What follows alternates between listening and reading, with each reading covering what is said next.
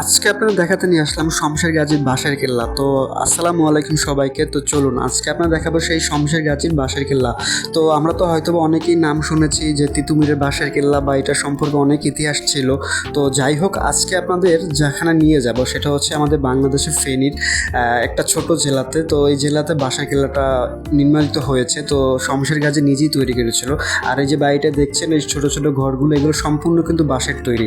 আর এই ছোট যে পার্কগুলো দেখছেন, এটা পুরো বাড়ির উঠোনটা খুব ভালো লেগেছে আমার কাছে ব্যক্তিগতভাবে। এই যে শমশের গাজী যে নিজ ভবনটা বাঁশ দিয়ে পুরোটাই তৈরি, এটা আমার কাছে অনেক ভালো লেগেছে, যেটা আসলে চোখে দেখার মতন একটা লেগেছে বলতে পারেন। একটুকু ইউরোপের ছোঁয়া, দেখেছেন কতটা সুন্দর এবং কতটা অত্যাধুনিক ডিজাইন। তো যাই হোক, সন্ধ্যার মুহূর্তে যখন হলো, তো সন্ধ্যার মুহূর্তে ঢুকে যখন বাসার কেল্লার ভিতরে রেস্টুরেন্টে ঢুকলাম, তো এখানে ঢোকার পরে পুরোই আমি অবাক হয়ে গিয়েছি। তার কারণ কি জানেন, চারো পাঁচটা যে ছোট ছোট দিয়ে যে ঘরগুলো বা কুঁড়ে ঘর বলেন, তো সবগুলোই কিন্তু সে বাঁশের দিয়ে তৈরি। তো ছোট ছোট এই ঘরগুলোতে যখন ঢুকলাম, রেস্টুরেন্টের মতন আছে এবং কাপল জোন, সব কিছু মিলে অসাধারণ।